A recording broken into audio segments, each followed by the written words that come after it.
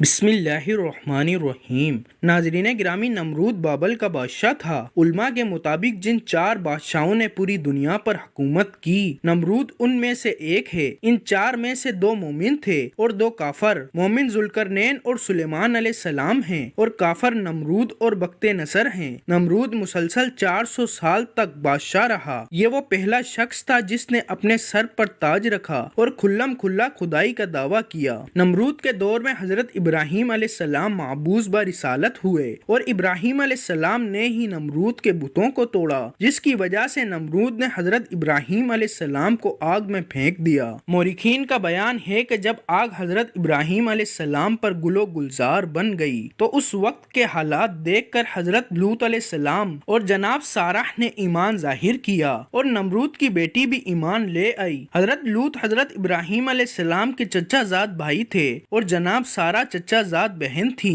نمرود کی بیٹی کے ایمان لانے کے متعلق علامہ عبد الواحد بن محمد المفتی بحوالہ معارج النبوت میں لکھتے ہیں کہ نمرود کی بیٹی رادہ بڑی ذہین اور ہوشیار لڑکی تھی۔ جب اس نے ابراہیم علیہ السلام کے آگ میں ڈالے جانے کو دیکھا تو اس نے بڑے اصرار سے اپنے والد کو اس بات پر راضی کیا کہ اسے مینار پر جانے کی اجازت دی جائے، جس پر سب لوگ بیٹھ کر حضرت ابراہیم علیہ السلام کو دیکھ رہے تھے۔ نمرود کے اجازت دینے پر وہ مینار پر جا پہنچی۔ وہاں پہنچ کر اسے یہ دیکھ کر بڑا تعجب ہوا کہ آگ گلزار بن گئی ہے اور حضرت ابراہیم علیہ السلام کے لیے بلور کا تخت لایا گیا ہے۔ اس نے بے ساختہ آواز دی، اے ابراہیم، آگ کیوں کر گلزار بن گئی؟ اللہ تعالیٰ نے اس کی آواز حضرت ابراہیم علیہ السلام تک پہنچا دی۔ آپ نے جواب دیا کہ جس انسان کے دل میں اللہ تعالیٰ کی معرفت ہو، آگ اسے نہیں چھو سکتی۔ نمرود کی بیٹی نے کہا، مجھے اجازت ہے کہ میں آپ کے پاس آ جاؤں۔ آپ علیہ السلام نے فرمایا، اگر تم کلمہ پڑھ لو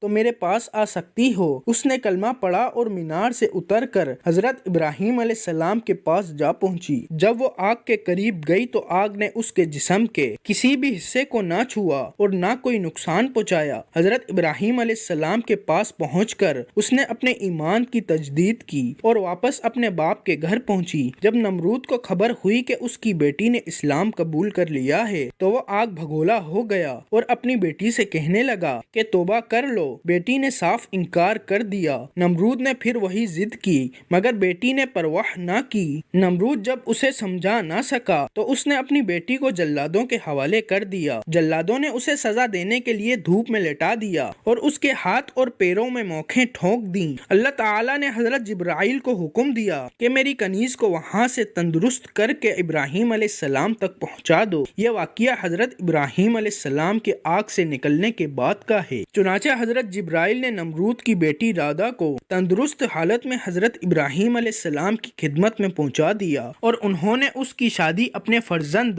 مدعین کر دی، جو سارہ اور ہاجرہ کے علاوہ قطوار بی بی سے تھا۔ پھر خدا نے انہیں یہ عزت دی کہ ان کے سلسلہ رحم میں سے بہت سے انبیاء کرام کو پیدا کیا۔